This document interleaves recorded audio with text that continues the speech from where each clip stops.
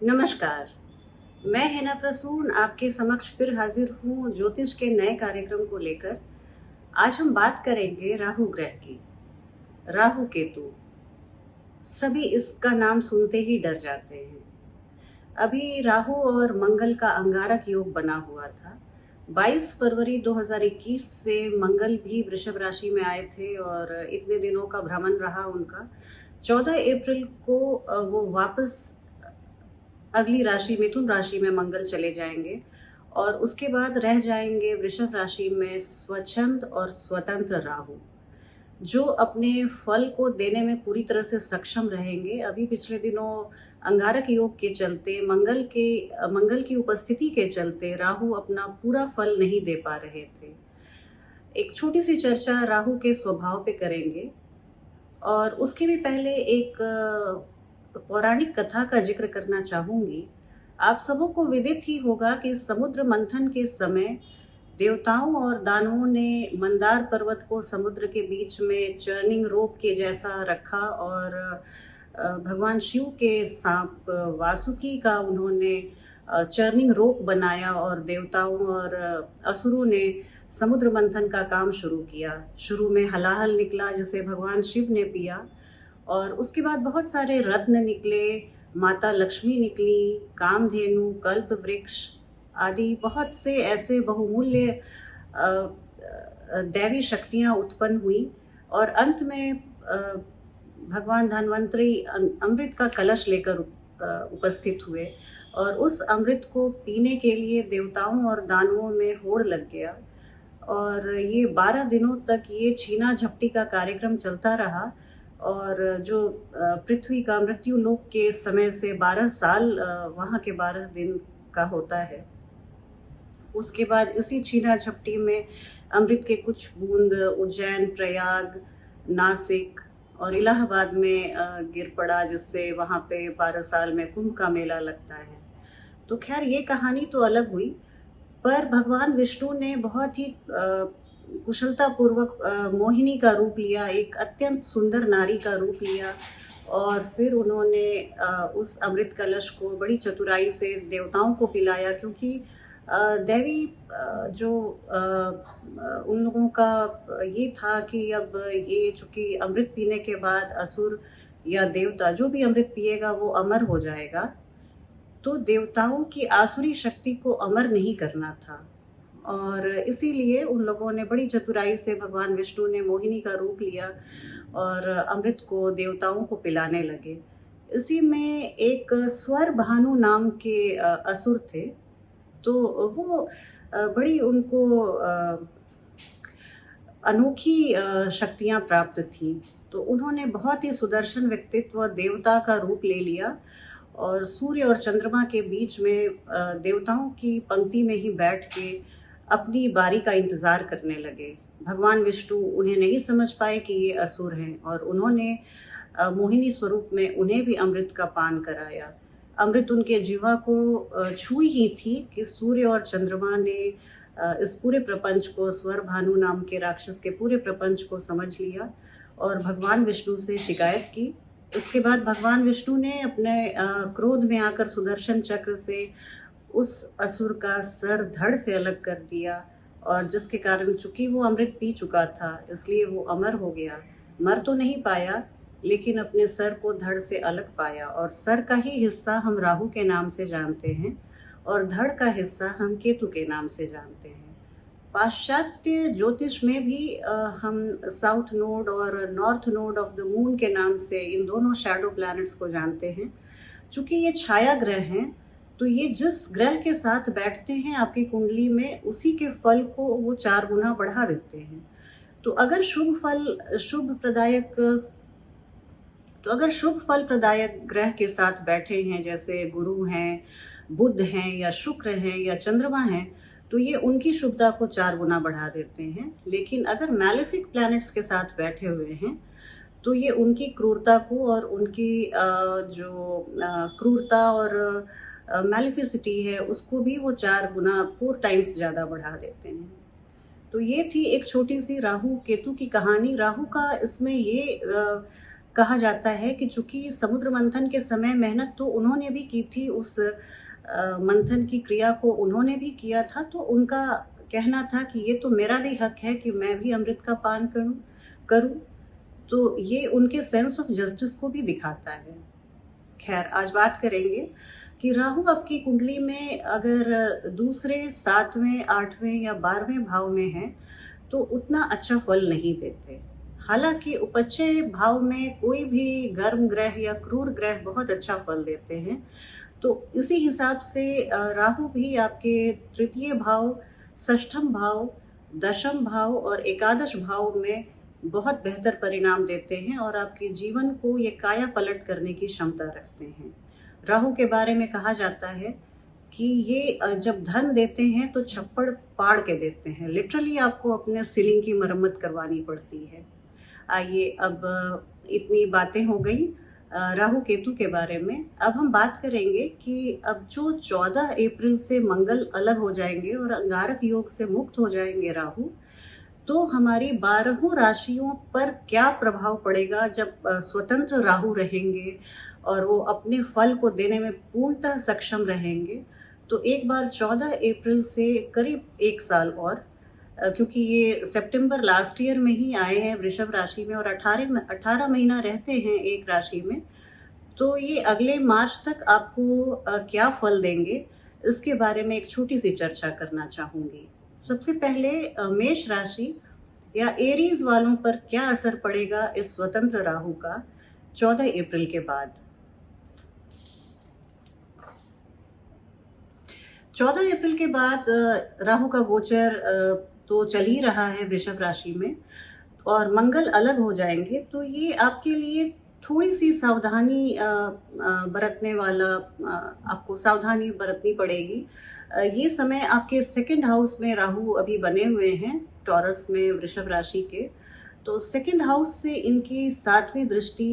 हाँ, यहाँ पे मैं एक छोटी सी चर्चा और करना चाहूँगी कि राहु को बृहस्पति के समान पंचम, सप्तम और नवम दृष्टि प्राप्त है और केतु को मंगल के समान दृष्टियां प्राप्त हैं। तो ये इसलिए अब चूंकि ये आपके सेकंड हाउस में है तो यहाँ से अष्टम भाव को देखेंगे, तो ये स्थिति आपके लिए थोड़ी सी सतर्कता बरतने वाली रहेगी, क्योंकि वहाँ से आपको बिजनेस में कुछ घाटा हो सकता है, आप धन हानि आपका हो सकता है। आप सेकंड हाउस आपके वाणी का है, खान पान का है, तो आपको कुछ ऐसा आप खाने की ओर उद्धृत हो सकते हैं जो अभक्ष्य कहा जाता है। शास्त्रों में कहा गया है कि द्वितीय भाव में अगर राहु हो तो हमें कुछ ऐसी चीज़ें खाने की इच्छा होती है जो खाने योग्य नहीं होती। आप ये ध्यान रखिए कि आप ताज़े भोजन का ही प्रयोग करें, खाएं और स्वस्थ जो जितना एनिमल प्रोटीन से अगर आप कुछ दिनों के लिए दूरी बना सकते हैं तो उसको आप करें।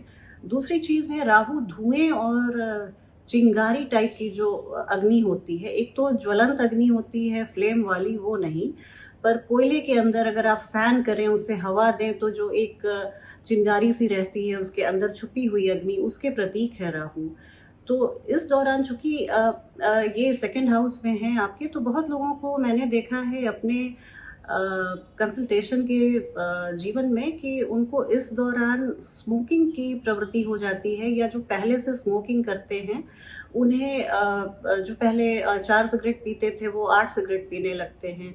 तो इस तरह की, चूंकि वो धुएं और आग के प्रति आपका झुकाव होता है, आकर्षण होता है, तो इस तरह की आदतें आपको लग सकती हैं। तो आप इसके लिए थोड़ी सी सावधानी बरतें, सतर्कता बरतें, क्योंकि हेल्थ इज वेल्थ, स्वास्थ्य ही धन है और जान है तो जहान है। न जाने कितने लैंग्वेजेस में एक ही कहावत को हर लैंग्वेज में अपने ढंग से कहा गया है, तो इस बात को आप भी ध्यान दीजिएगा।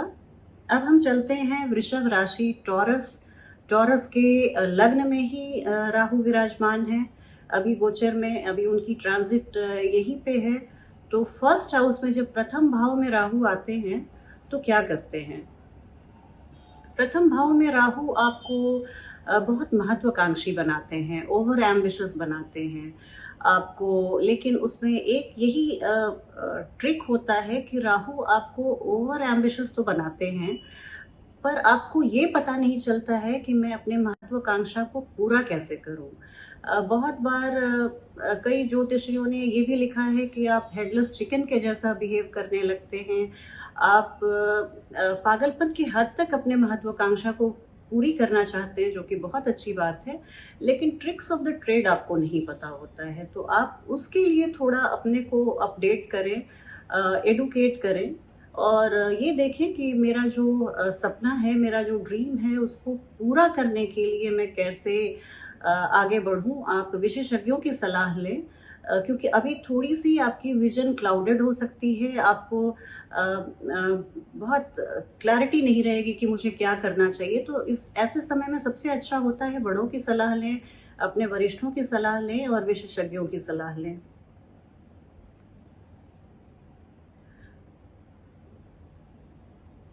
इसमें एक चीज और है, चूंकि आप राहु अगर आपके प्रथम भाव में आते हैं तो केतु ऑटोमेटिकली 180 डिग्री अलग रहते हैं। राहु केतु हमेशा एक दूसरे से 180 डिग्री अलग रहते हैं, तो वो ऑटोमेटिकली आपके सप्तम भाव में आ जाते हैं।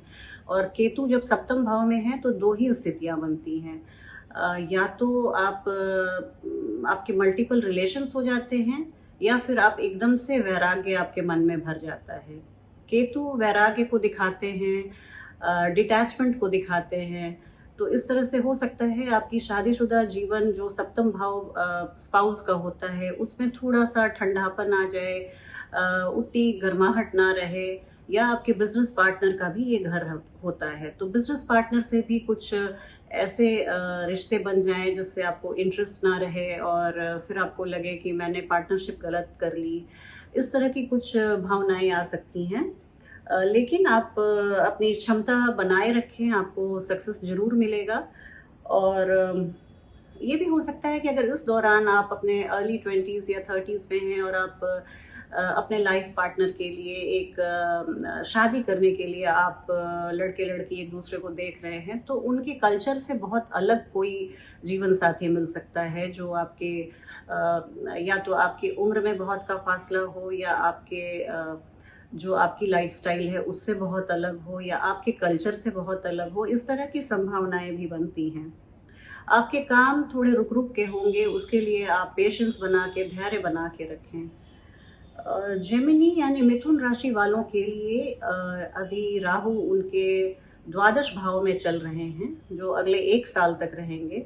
द्वादश भाव अगर बहुत अच्छा है, अच्छे डिस्पोजिटर हैं आपके, तो आपका वैराग्य, मोक्ष, जीवन के मर्म को समझना, ऐसा दिखाता है।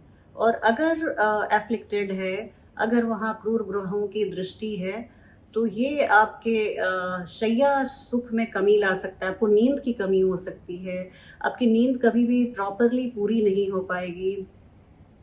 आप सपने कुछ डरावने देख सकते हैं, सपने में सांप को देख सकते हैं।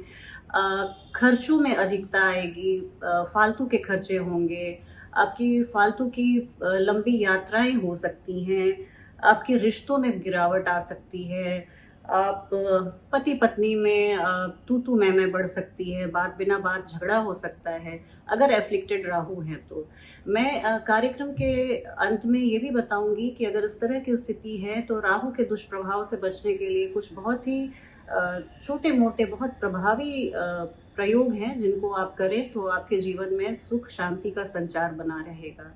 अगली राशि के बारे में बात करेंगे, कर्क राशि वालों के लिए ये जो टाइम है 14 अप्रैल के बाद का, ये आपके लिए स्वर्णिम समय की शुरुआत है आपके जीवन में। ये जो 1 साल है, अभी अप्रैल 21 से लेके अप्रैल 2022 तक, ये आपके कुछ शानदार वर्षों में एक रहेगा। आपके एकादश भाव में राहु हैं, और राहु जब एकादश भाव में आते हैं तो वैसे तो कोई भी ग्रह, स्पेशली पाप ग्रह, अगर 11 में एकादश भाव में आए, 11th हाउस में आए, तो एक बहुत ही गोल्डन टाइम आपकी लाइफ का शुरू होता है। तो ये कैंसेरियंस के लिए बहुत बड़ी खुशखबरी है। ये आपकी इच्छा पूर्ति का समय है। आपने बरसों से कोई मनोकामना जो रखी थी मन में, दबी हुई इच्छा, उसकी पूर्ति होगी। आपके मान मर्यादा में गजब की वृद्धि होगी, समाज में आपका रुतबा बढ़ेगा। वहाँ एकादश भाव से आपकी राहु की जो पंचम दृष्टि है आपके तृतीय भाव पर पड़ेगी, जिससे आपके मनोबल में बहुत इजाफा होगा, पराक्रम में आपके बहुत वृद्धि होगी। कुछ ऐसे कार्य जो आप करने से पहले डरते थे, एक फोबिया टाइप से आपने डेवलप किया हुआ था, तो उन सब कामों को आप बड़ी निडरता से और स्वतः ही पूरा कर लेंगे। अब आपका डर खत्म हो जाएगा। अचानक से रुक रुक कर आपको बहुत सारा धन पूरे साल मिलता रहेगा। आप युवा अनस्टॉपेबल कहलाएंगे। आपका ये टाइम, आप बाद में मुझे कमेंट सेक्शन में ज़रूर बताइएगा कि ये राहु का गोचर आपके लिए कैसा रहा। आपके लिए new job, new opportunity, new business, नई फ्रेंडशिप, ये सब पहले से ही राहु आपको बता रहे हैं कि 14 के बाद आपका जो समय आएगा उसमें आपको बहुत लाइफ में नयापन रहेगा, आप बहुत खुश रहेंगे। इसके बाद हम बात करेंगे सिंह राशि की। सिंह राशि के दशम भाव में राहु अभी गोचर कर रहे हैं और दशम भाव भी बहुत अच्छा होता है। राहु यहाँ से आपको जॉब, आपके प्रोफेशन से रिलेटेड इतना सारा शुभ आशीर्वाद देंगे कि आपको आपकी उंगलियां कम पड़ जाएंगी आप जब उनके ब्लेसिंग्स को काउंट करने लगेंगे। इस तरह से मैं देखती हूँ कि सिंह राशि वालों के लिए भी एक बहुत ही सुनहरे समय की शुरुआत होने वाली है।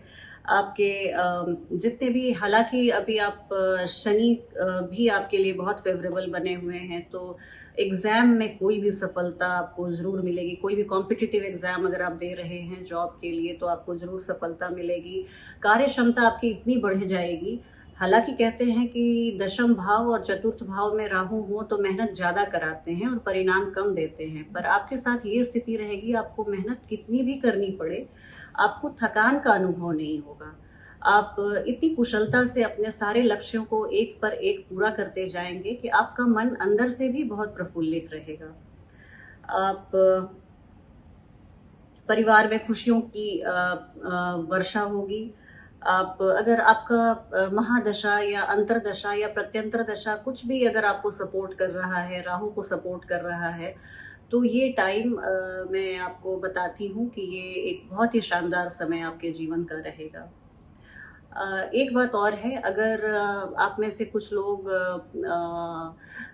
ऐसे छुपे हुए 2 नंबर का काम करते हों या अंडरवर्ल्ड से वास्ता रखते हों, या आप कोर्ट कचहरी, जज, वकील, जासूस, या फिर आप शराब का बिजनेस करते हो, किसी भी नशीले पदार्थ का बिजनेस करते हो, तो आपको बम्पर मुनाफा होगा। राहु इन सभी चीज़ों के कारक माने गए हैं, और अभी जब उनका प्रोफेशन के स्थान में आपके जॉब और आय और व्यवसाय के भाव में जब ये गए हैं, तो आपको इन सभी क्षेत्रों में भारी सफलता मिलेगी, ऐसा आप मान के चलें। अब बात करेंगे कन्या राशि के बारे में। कन्या राशि यानी वर्गों के नवम भाव में अभी राहु बने हुए हैं, अगले 1 साल तक यहीं पे गोचर करेंगे। और नवम भाव में कई ज्योतिषियों का मानना है कि राहु अच्छा फल नहीं देते, और कई ज्योतिषियों का मानना है कि राहु यहाँ पर भी बहुत ही अच्छा फल देते हैं। एक चीज़ जो संभालने वाली है वो आपके पिता का स्वास्थ्य, अपने फादर के हेल्थ का ध्यान रखें। और वैसे यहाँ पे नवम भाव में आपके भाग्य की वृद्धि जरूर करेंगे राहु। आप अगर विदेश में अगर आपका व्यापार है या विदेश से आप किसी भी तरह से रिलेटेड हैं, जाना चाहते हैं या वहाँ बसना चाहते हैं, तो इन सब चीज़ों के लिए बहुत ही ये अनुकूल समय है। अगर आप देश में रह के ही काम करना चाहते हैं तो आप किसी एमएनसी कंपनी को ज्वाइन करें और वहाँ काम करें, आपको अभूतपूर्व सफलता मिलेगी। किसी भी तरह से फॉरेन कनेक्शन अगर आपका बनता है तो आपको आपका भाग्योदय होगा, जरूर होगा। इसके अलावा आप थोड़ी सी आपकी भावना अधार्मिक हो सकती है इस दौरान। 1 साल के दौरान आप में कुछ ऐसे आप लॉजिक को अपना सकते हैं, ऐसी फिलॉसफी को अपना सकते हैं जहाँ पे आपको लगे कि ये सब मिथ्या है, भगवान कुछ नहीं होता है और सब कुछ ऑटो पायलट मोड पे चलता है और ये लोगों का ढकोसला है, धर्म को नहीं मानना। तो आप इस तरह की थोड़ी सी एक्सट्रीम अपने व्यूज़ को लेकर बचें। आप नास्तिक होने की ओर प्रवृत्त हो सकते हैं, उससे अपने को बचा के रखें। ये मान के चलें कि बिना किसी अदृश्य दैवी शक्ति के इस सृष्टि का एक सेकंड भी चलना संभव नहीं है। और आपको बच्चों से बहुत खुशी मिलेगी, बच्चों की तरफ से कुछ उनकी बड़ी सफलता आपके मन को पुलकित करेगी। आप शेयर मार्केट से फ़ायदा हो या ना हो, लेकिन आपको सडन गेन ज़रूर होगा। कहीं से भी आपको अचानक से धन की प्राप्ति होगी। आप बस थोड़ी-सी व्यर्थ की यात्रा हो सकती है, उससे आप अपने को बचा के रखें। अब हम बात करेंगे तुला राशि वालों के लिए। तुला राशि वालों के लिए थोड़ा-सा ये समय जो है उतना अनुकूल नहीं है, प्रतिकूल समय है। उन्हें सावधान रहने की सलाह दी जाती है। थोड़ी-सी सतर्कता आप रखें तो कोई भी गोचर कितना भी खराब हो, वो गुज़र जाता है। ये आपके अष्टम भाव में अभी राहु बने हुए हैं और 14 अप्रैल के बाद जब ये स्वच्छंद हो जाएँगे, मंगल के प्रभाव से मुक्त हो जाएँगे, तो आपके लिए थोड़ी-सी मुश्किल आ सकती है आपके जीवन में। जैसे पति पत्नी के बीच में नोक-झोंक हो सकती है, अचानक से कुछ धन हानि हो सकता है। आप छोटी-मोटी एक्सीडेंट्स से आप अपने को बचाइएगा, छोटी-मोटी चोट-चपेट आपको लग सकती है। ससुराल पक्ष से अनबन हो सकता है, किसी बात पे मिसअंडरस्टैंडिंग बढ़ सकती है। आप यदि आपके राहु के डिस्पोज़िटर्स आपकी कुंडली में अच्छी जगह पे हैं, तब फिर आपको कोई भी इन सब की बातों से डरने की ज़रूरत नहीं, आपका समय ऐसे भी अच्छा जाएगा। अब हम बात करेंगे वृश्चिक राशि वालों के लिए। राहु का ये गोचर उनके सप्तम भाव में हो रहा है। तो वृश्चिक राशि वालों को चूँकि सप्तम भाव आपके स्पाउस का होता है, तो अगर आप शादी के लिए सोच रहे हैं और लड़के-लड़की एक-दूसरे को जानने समझने का कार्यक्रम बना रहे हैं, देख रहे हैं, तो उनको हो सकता है कि अभी उतना फ़ेवरेबल रिस्पॉन्स नहीं मिले। उनकी अच्छी खासी पार्टनरशिप जो पहले चल रही थी, वो रुक सकती है। डॉक्यूमेंटेशन का कोई काम रुक सकता है। आप व्यर्थ की यात्राएँ कर सकते हैं। आपको किसी से पैसा वापस लेना था, वो काम रुक सकता है। तो सप्तम भाव में और चूँकि फिर केतु वही बात हो जाएगा, आपकी लग्न में चले जाएँगे 180 डिग्री, चूँकि ये लोग अलग होते हैं राहु केतु, तो वहाँ पर भी आपको थोड़ी-सी चोट-चपेट की संभावना बनी रहेगी।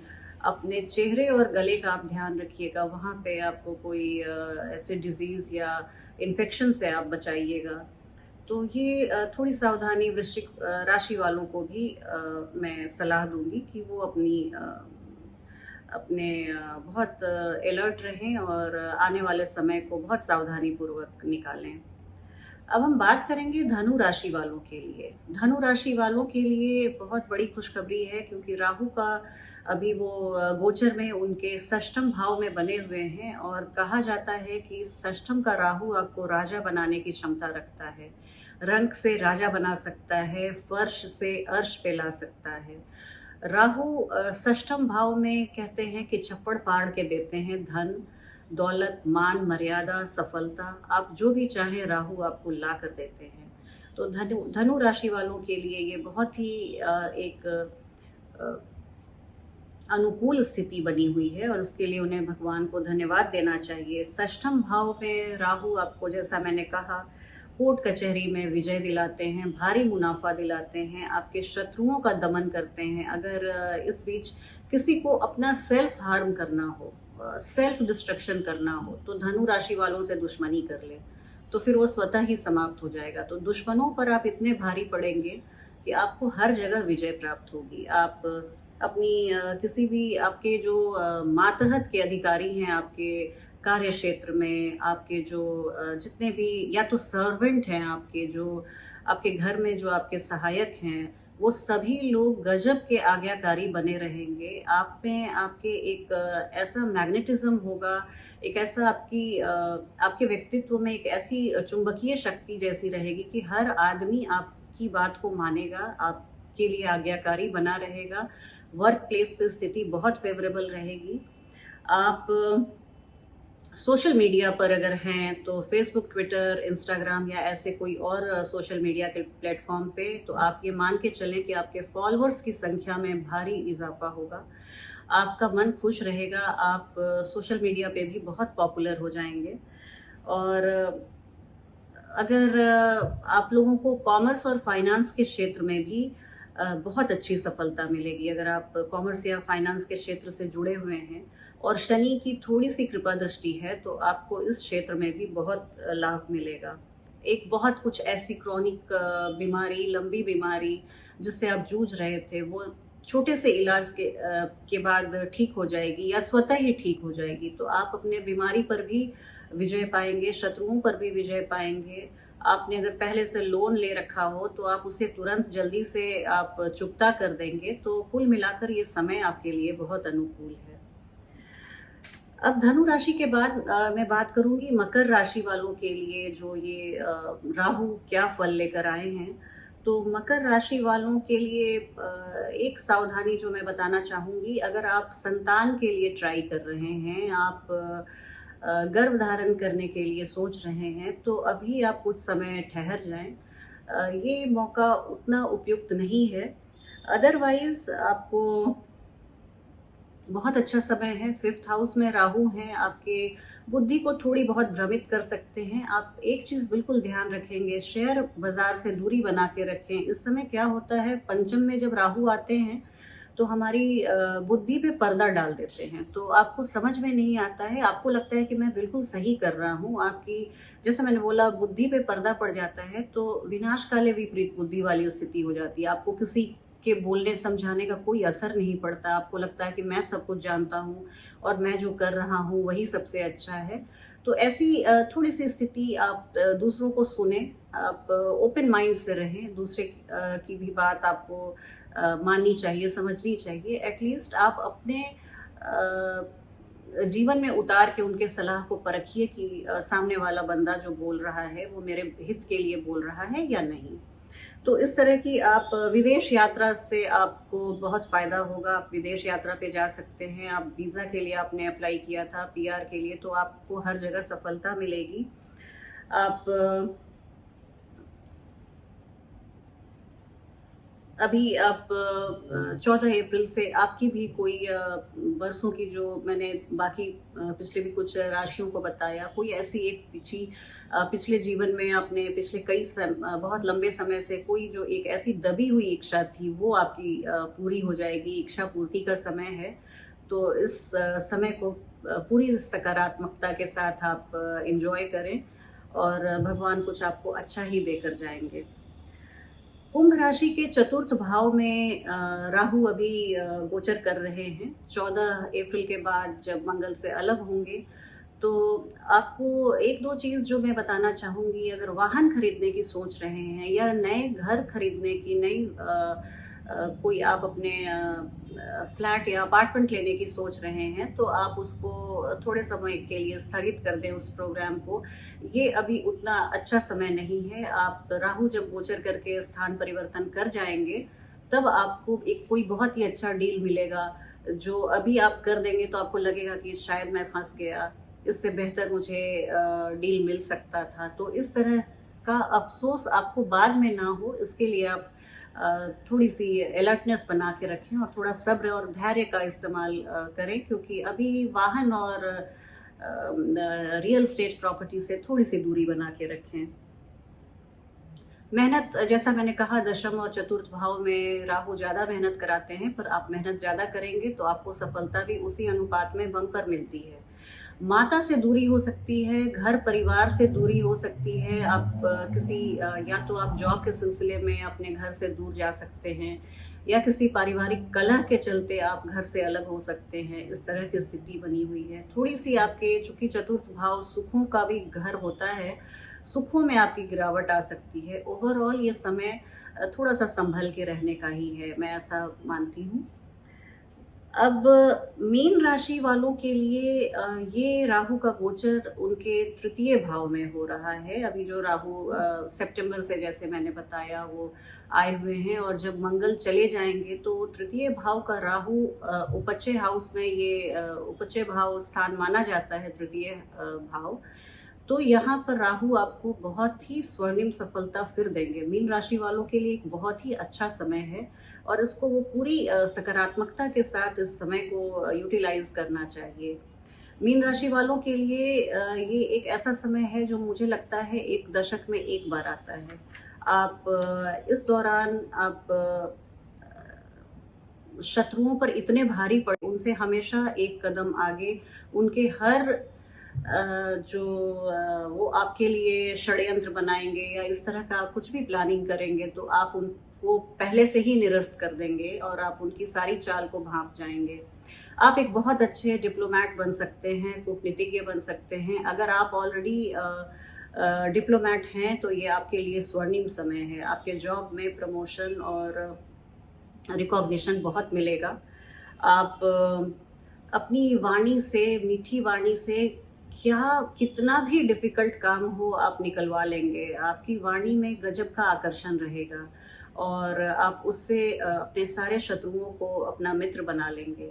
आपकी वाणी के लोग कायल रहेंगे। मैं कहती हूँ आपकी वाणी में एक गजब का आकर्षण और जादुई शक्ति बनी रहेगी इस दौरान। आपकी वैवाहिक जीवन थोड़ी सी अस्त व्यस्त हो सकती है, लेकिन ये आपके व्यवसाय और व्यापार के लिए बहुत ही अच्छा समय है। आप बिजनेसमैन हैं तो आपको उत्तम सफलता मिलेगी। आप आपकी भी अभिलाषा पूर्ण होगी इस एक साल के दौरान। आप मुझे कमेंट बॉक्स में ज़रूर कमेंट कीजिएगा कि जैसा मैंने बताया वैसा हुआ कि नहीं। आपने whether my predictions exhibit any kind of resonance with your life or not, please do let me know।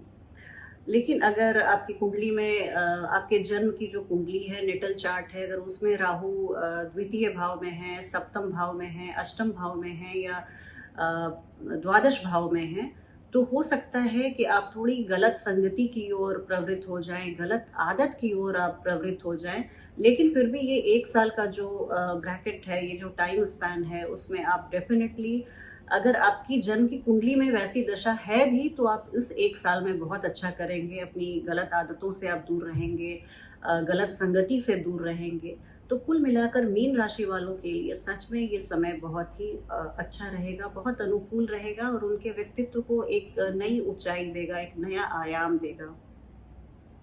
Court कचहरी में आपकी जीत निश्चित है। आपकी सफलता, आपको सफल होने से कोई नहीं रोक सकता। हर जजमेंट आपके फेवर में आएगा। इसके साथ ही आज यहाँ पे मैं राशि जो फलादेश है राहु का, उसको मैं विराम देती हूँ। एक छोटी सी चर्चा करनी चाहूँगी। अगर राहु आपकी कुंडली में बहुत फेवरेबल नहीं है, और जैसा मैंने कहा द्वितीय, सप्तम, अष्टम या द्वादश भाव में है, तो आपको कुछ चीज़ों का ध्यान रखना चाहिए, और आप वैसा करें। जैसे आप सुबह जैसे उठते हैं तो अपने बेड को आप प्रॉपरली ठीक कर दें, अस्त व्यस्त ना रखें। अस्त व्यस्त की जगहों पर गंदगी में, बदबू में राहु रहते हैं। तो आप अपने टॉयलेट को भी एकदम क्लीन रखें, खुशबूदार रखें। आप सुबह उठ के अपने बालों को कोम ज़रूर करें। अस्त व्यस्त बाल राहु का प्रकोप बढ़ा देता है आप पे। तो ये सब छोटी सी बातें हैं। हाँ, किचन में आप जो नमक का डब्बा है, उसको आप हमेशा कांच के जार में आप नमक को रखें। प्लास्टिक या स्टील के जार में कभी भी नमक को मत रखें, राहु कुपित होते हैं।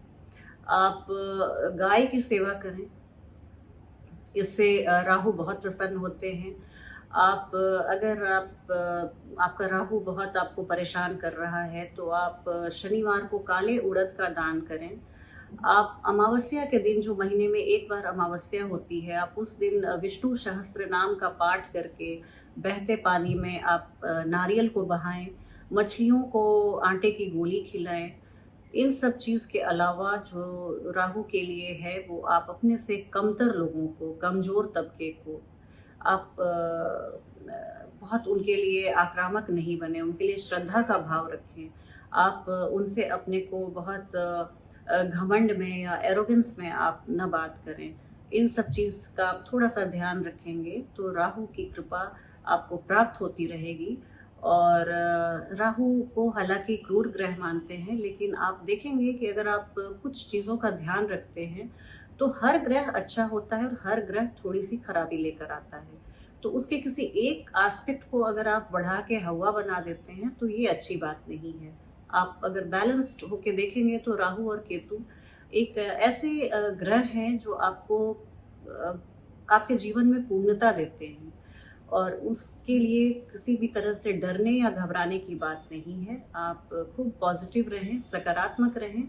और राहु का ये जो अगले 1 साल का 6 महीने तो बीत गए, 18 महीने के गोचर में 6 महीने ऑलमोस्ट बीत चुके हैं, और आने वाला 1 साल आपके लिए बहुत शुभ हो, सफल रहें और आप खूब स्वस्थ रहें। इसी कामना के साथ मैं अगली वीडियो में आपसे फिर मिलूंगी। आप मेरे वीडियो को अगर आपको अच्छी लगी, आपने पसंद किया, तो आप प्लीज़ आप लाइक करें, आप लिंक को शेयर करें अपने फ्रेंड्स और फैमिली में, और मुझे सब्सक्राइब करें। नमस्कार।